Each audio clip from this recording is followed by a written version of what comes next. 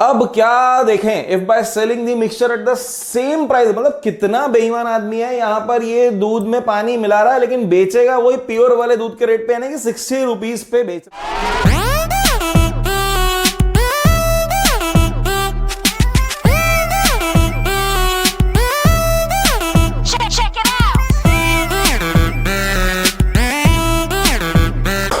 Hey everyone, welcome to the channel Arman Vidya, the one-stop solution for all your studies related problems, guys. Well, आज हम लोग करने वाले हैं mixtures and allegation. बहुत important topic है, बहुत इंपॉर्टेंट टॉपिक उन सभी एग्जाम्स में जहां पर क्वांटिटेटिव एप्टीट्यूड आपका टेस्ट किया जाता है। सो ये allegations and mixtures quantitative aptitude के लिए तो है ही इंपॉर्टेंट, साथ ही साथ उन बच्चों के बोर्ड एग्जाम के लिए भी बहुत इंपॉर्टेंट टॉपिक बन जाएगा जिन्होंने ऑप्ट किया है क्लास 12th में अप्लाइड मैथ्स। तो ध्यान से देखिए इस वीडियो को, हम मिक्सचर्स एंड एलिगेशंस वाले कॉन्सेप्ट को अच्छे से समझेंगे और उस पर बेस्ड क्वेश्चंस को सॉल्व करेंगे। So let's begin. So start करने के लिए मैं आपको एक एग्जाम्पल के थ्रू कनेक्ट करता हूं।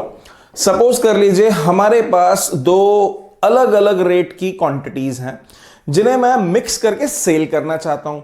अब ऑब्वियस सी बात है, ये एक क्वांटिटी नंबर ए, ये हो सकती है थोड़ी सी महंगी क्वांटिटी, मे बी अपन इसका प्राइस सपोज कर लेते हैं 40 रुपीज। अब एक दूसरी क्वांटिटी है जो कि है 25 रुपीज की, यानी कि इसके कंपैरिजन में थोड़ी सस्ती क्वांटिटी है। तो वेल दो टर्म्स हम यहां पर देखेंगे कंपेयर करते हुए, एक को बोलेंगे डियरर क्वांटिटी और दूसरे को बोलेंगे cheaper quantity. So dearer is always the expensive part and cheaper is always the bit low costing part.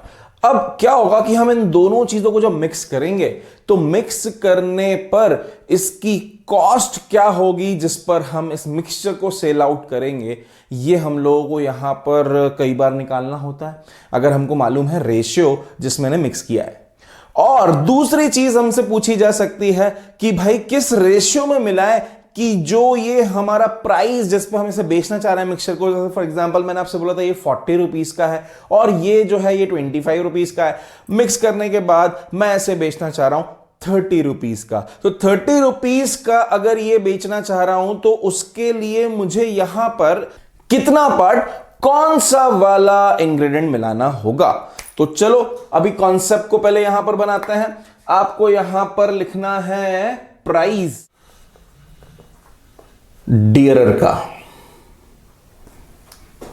यहां आप लिखोगे प्राइस चीपर वाला, यहां आप लिखोगे मीन प्राइस और यहां आप लिखोगे क्वांटिटी डियरर वाली और यहां लिखोगे आप क्वांटिटी चीपर वाली। सो कुछ ये मेन 5 चीजें हैं जो कि आपको देखनी है आपके जितने भी क्वेश्चंस जब भी आपको मिलेंगे मिक्सचर्स एंड एलिगेशंस पर। So try to have these 5 things fixed at one place. अब इसके बाद क्या होना है जरा मैं आपको यहां पे समझाता हूं। अभी मैं यहां पर इसको वेरिएबल के टर्म्स में लिखना चाहूंगा। For example this thing is costing rupees x and this thing is costing rupees y and this thing is costing rupees m। तो ऐसा है कि आप लोगों को ना यहां पर एक एरो डायग्राम बनाते चलना है। ये एरो यहां तक गया इस तरीके से।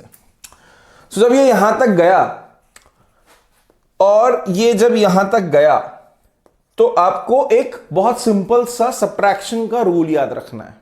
और वो रूल ये है कि आप हमेशा बड़ी क्वांटिटी में से छोटी क्वांटिटी को माइनस करोगे।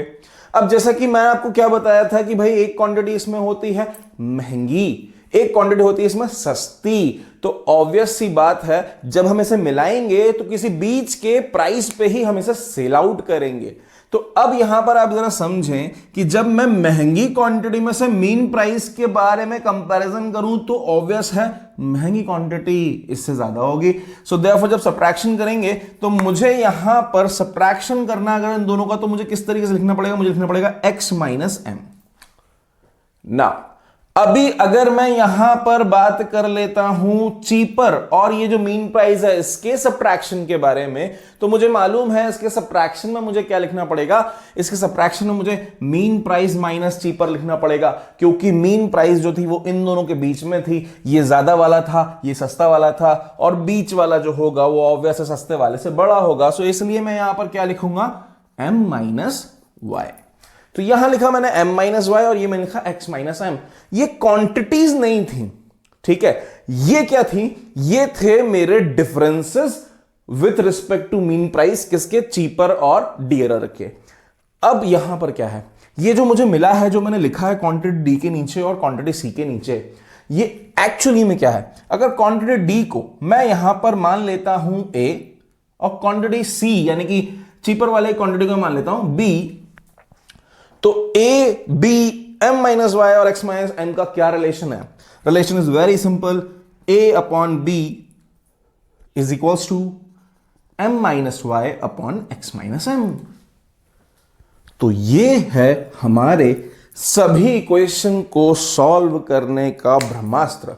तो चलो भाई, देख लिया आपने इसको, अब देख तो लिया है, लेकिन थोड़ा अब मैं यहां पर बता भी दूं कि ये है क्या क्या चीजें भाई। ए अपॉन बी जो होगा, कई बार ये हमसे मांगा जाता है, यानी कि ये हुआ किस रेशियो में दोनों क्वांटिटीज को मिलाना चाहिए, मतलब कि डियरर और चीपर क्वांटिटीज को किस रेशियो में मिलाना चाहिए।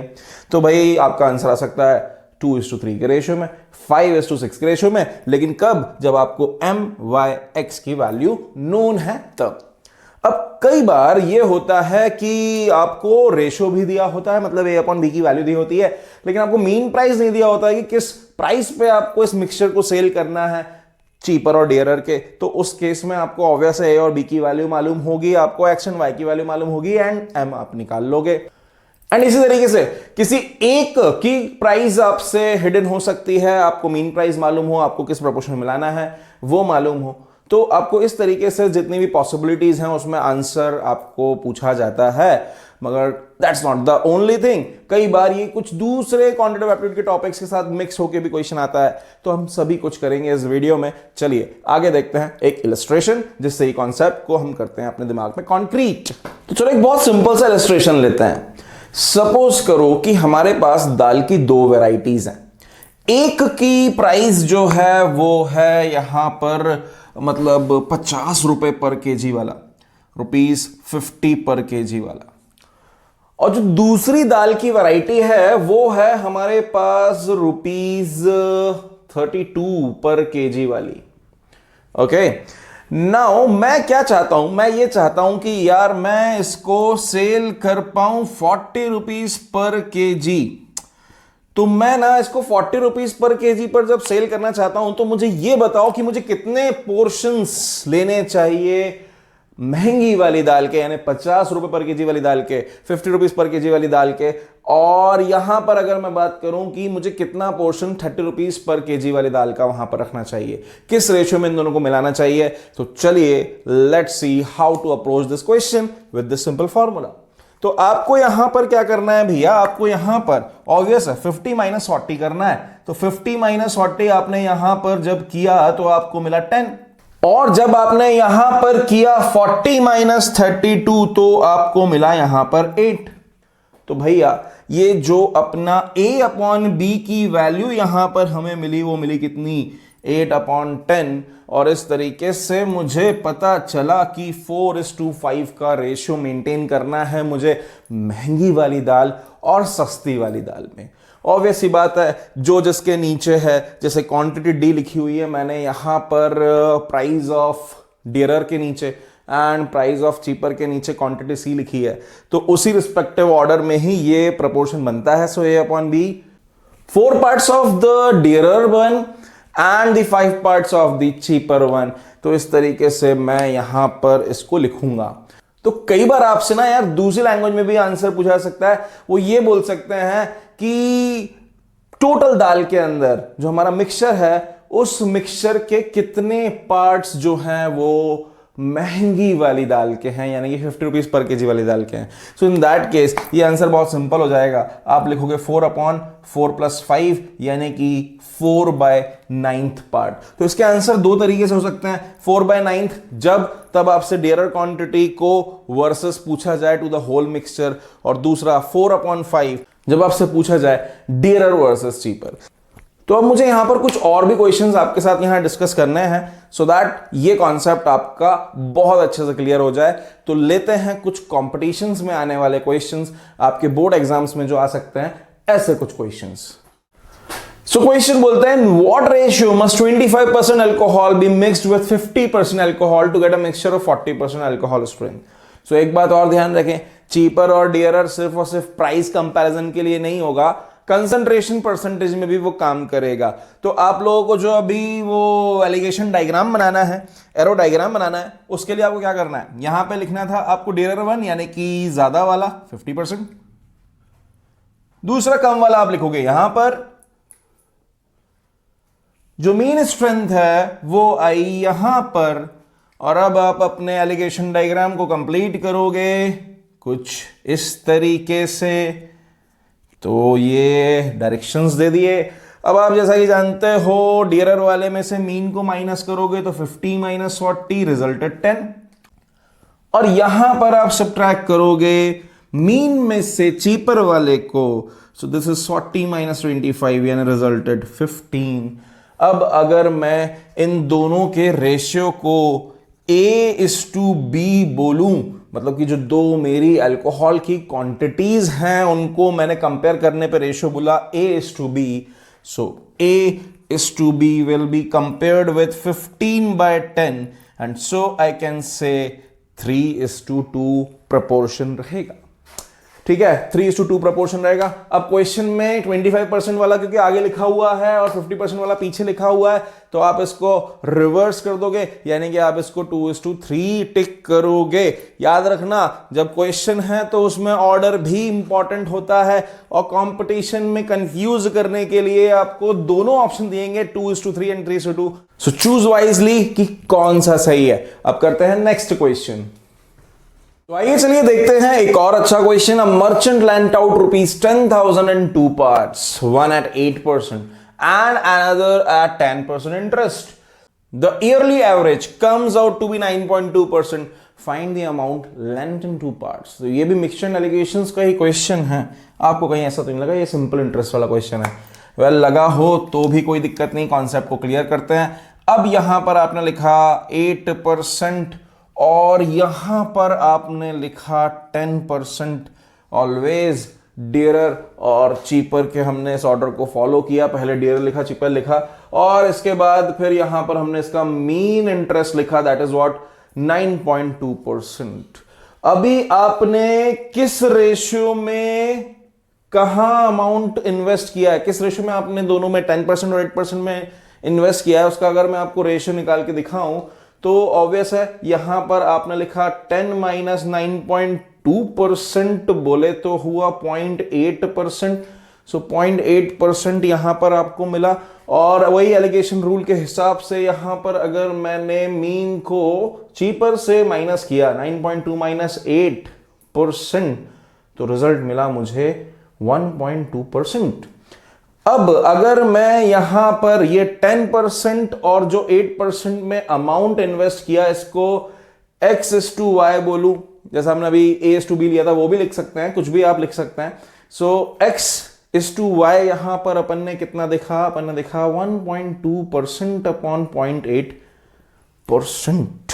अब क्या, ये परसेंट का साइन वैसे ही हटा दो और इसको भी हटा दो। अब 12 और 8 को कैंसिल करने पे मिल रहा है आपको 3:2 का रेशियो।